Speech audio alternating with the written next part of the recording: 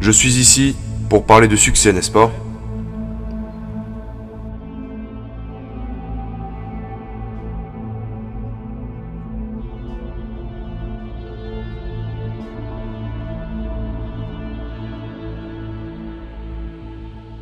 La première règle du succès est d'avoir une vision.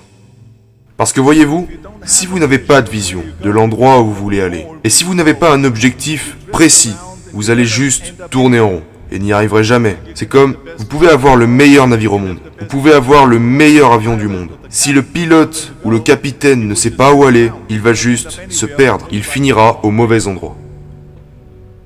Donc, j'ai été très chanceux d'avoir trouvé ma vision. Je veux dire que, vous savez que je suis né en 1947 en Autriche, après la Seconde Guerre mondiale. Et je savais que je ne voulais pas rester en Autriche toute ma vie. J'étais impatient d'en sortir. Je ne pouvais pas me voir, moi aussi, devenir un agriculteur ou un travailleur en usine, ou quelque chose comme ça.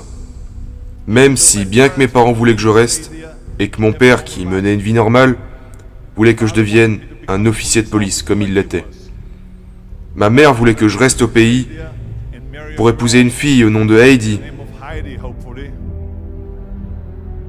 avec l'espoir d'avoir plein d'enfants, comme la famille Von Trapp dans The Sound of Music, vous savez.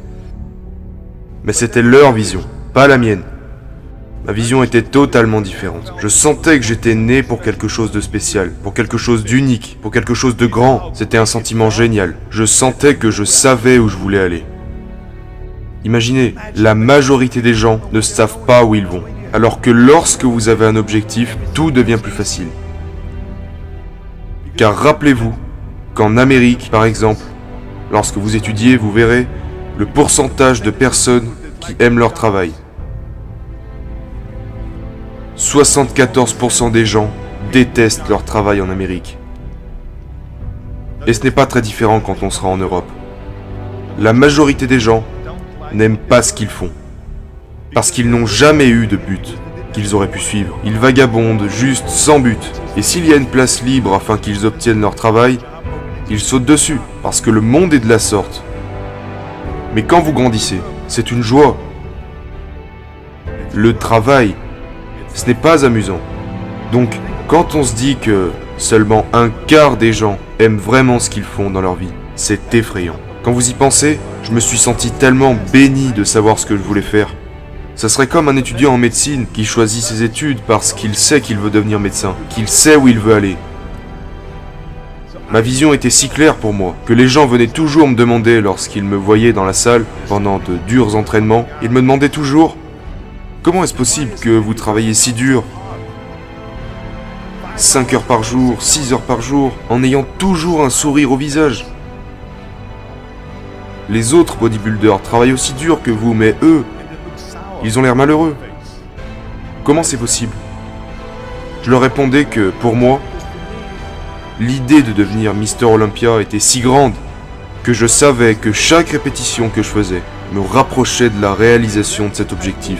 Cette vision se transformait un peu plus en réalité à chaque série que je faisais, à chaque répétition, chaque poids que je soulevais, me faisait faire un pas de plus vers la réalisation de cet objectif en réalité.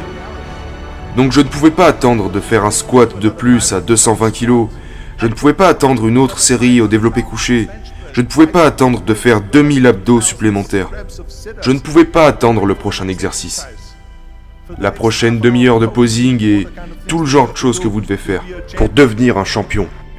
À l'âge de 20 ans, je suis allé à Londres et j'ai gagné le concours de Mister Universe en tant que plus jeune Mister Universe de tous les temps. Et si c'est arrivé, c'est parce que j'avais un objectif. Alors laissez-moi vous dire quelque chose. En visualisant votre objectif, les choses deviennent amusantes. Vous devez avoir un but. Peu importe ce que vous faites dans la vie, vous devez avoir un but. C'est la règle numéro 1. Avoir une vision. La règle numéro 2 est de ne pas écouter les haineux. N'écoutez pas les défaitistes.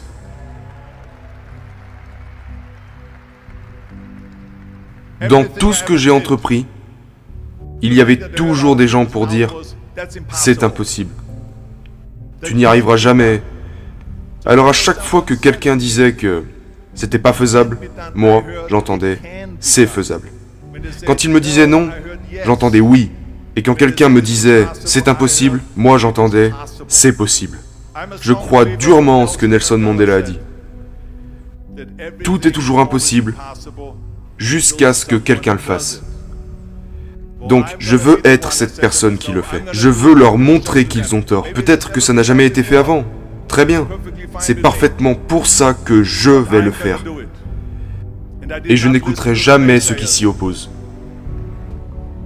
Je pense que la troisième règle dont je vais vous faire part est la plus importante. Bouge-toi le cul. Il n'y a pas de secret. Il n'y a pas de magie là-bas. Vous ne pouvez pas tricher. Vous devez travailler, travailler et travailler. Ça me rend complètement fou quand les gens disent qu'ils n'ont pas assez de temps pour aller à la salle 45 minutes par jour ou faire quelque chose pendant 45 minutes à 1 heure par jour pour s'améliorer physiquement, mentalement. Vous pouvez imaginer lire 1 heure par jour. Combien de livres aurez-vous fini après 365 heures?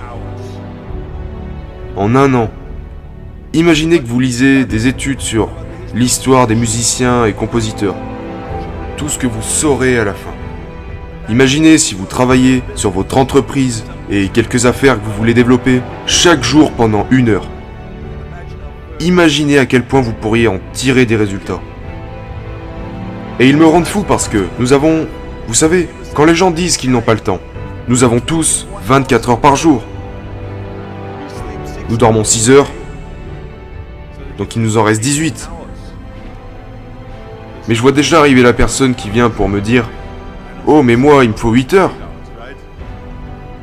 Bah, dors plus vite.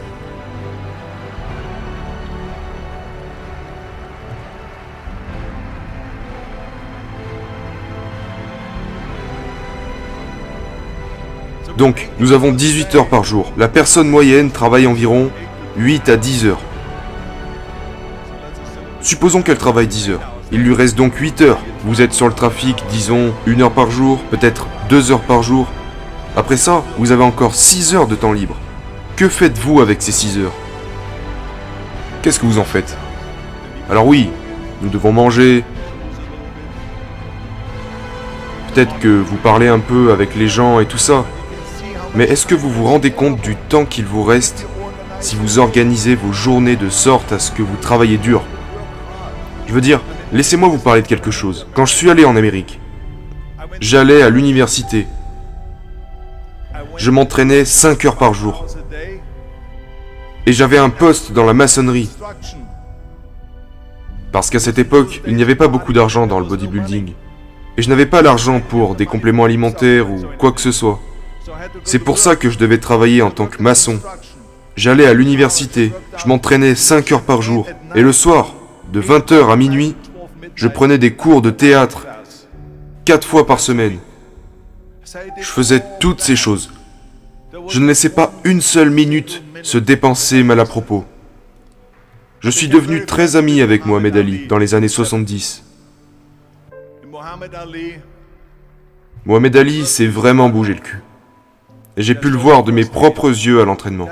À un moment, un coureur sportif était présent lui aussi dans la salle, pendant qu'il s'entraînait. Ali était en train de faire des abdos, quand le coureur s'est approché et lui a demandé « Combien d'abdos faites-vous, monsieur Ali ?» Et Ali répondu « Je commence à compter que lorsque ça commence à faire mal. » Pensez-y, il commence à compter que lorsqu'il commence à ressentir la douleur. C'est ça, travailler dur. Et donc, vous ne pouvez pas faire autrement que bosser. Et je crois en ce que Ted Turner a dit. Il a dit « Couchez tôt, levez tôt, travaille comme un malade et fais de la pub. »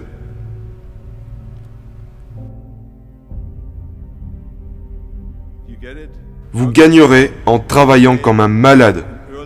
Travaillez comme des malades. Donc, bougez-vous le cul et laissez le monde s'en apercevoir par lui-même. Qu'il s'agisse de gérer votre business, si vous préparez un film, si vous faites un sport, bougez-vous le cul et la pub viendra d'elle-même. Je déteste les plans B. Et je vais vous dire pourquoi. Parce que nous avons tellement de sceptiques, comme je l'ai dit plus tôt. Ils mangent le pas de vente. Nous avons tant de ces personnes qui disent non, qui disent que vous ne pouvez pas le faire, qui disent c'est impossible. Et c'est ok, parce que nous venons d'éteindre le plan B. Comme je l'ai dit tout à l'heure, quand on me disait non, j'entendais oui. Quand on me disait tu ne peux pas y arriver, j'entendais tu peux y arriver. Parce que je devais rendre ça possible. Vous voulez faire quelque chose? Faites-le parmi toutes les personnes négatives autour de vous. Mais quand vous commencez à douter de vous-même, ça devient très dangereux. Parce que maintenant, ce que vous dites essentiellement, c'est que si mon plan ne fonctionne pas, j'ai toujours un plan de secours. Un plan B. Cela veut dire que vous commencez déjà à penser au plan B.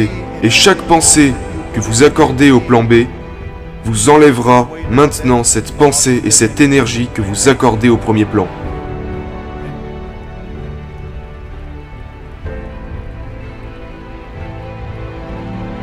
Et il est très important de comprendre que nous fonctionnons mieux s'il n'y a pas d'issue de secours. Parce que le plan B devient une issue de secours.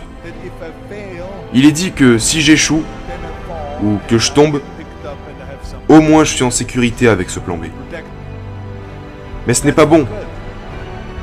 Parce que les gens ont de meilleures performances quand ils n'ont pas d'issue de secours. Les gens ont de meilleures performances dans le sport et dans tout le reste lorsque c'est leur seule issue. Il est très dangereux d'avoir un plan B, parce que vous vous ôtez la chance de vraiment réussir. Et la raison, l'une des principales raisons pour laquelle les gens veulent avoir un plan B, est qu'ils ont peur d'échouer, et se disent « Si j'échoue, je n'ai plus ma chance autre part. » Bien, laissez-moi vous dire quelque chose. N'ayez pas peur de l'échec, parce qu'il n'y a rien de mal à échouer. Vous échouez pour grimper les échelons. Il n'y a personne qui n'a jamais échoué. Nous perdons tous. Et c'est ok.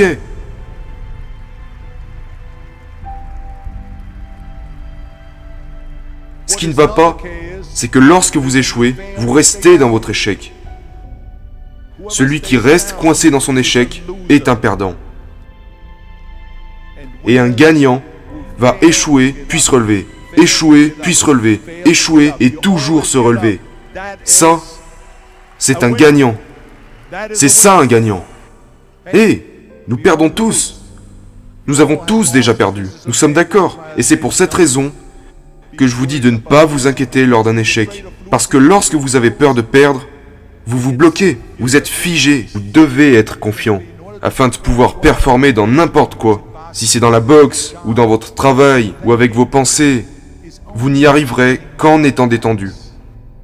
Alors détendez-vous. Il est normal d'échouer. Mais nous allons tout faire et donner tout ce que nous avons, et c'est de ça que je parle. N'ayez pas peur d'échouer. L'une de mes 6 règles du succès est que vous ne pouvez pas vous sentir complet en tant que personne que si vous réfléchissez à ce que vous pouvez faire pour votre collègue à côté de vous qui a peut-être besoin d'aide. Je me sentais comme si tout le monde avait une motivation différente. Et c'est pour ça que je suis allé en Amérique. Et j'ai vu comment l'Amérique était. L'Amérique était le pays le plus généreux au monde. Je veux dire qu'ils m'ont accueilli les bras ouverts. Ils m'ont aidé. Ils m'ont invité pour le dîner de Thanksgiving. Ils m'ont fait rencontrer des bodybuilders, accueilli dans des salles pour m'entraîner, m'ont apporté des assiettes à mon appartement, parce que je n'avais pas beaucoup d'argent. Je n'avais pas de lit, pas d'oreiller, ni de couverture. Je n'avais pas de télévision, je n'avais pas de radio, je n'avais rien. Ils m'ont apporté tout ça à mon appartement. Ils m'ont aidé.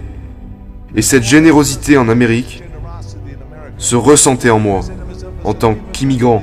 Ils m'ont tellement aidé que je devais leur rassurer que je leur donnerais quelque chose en retour.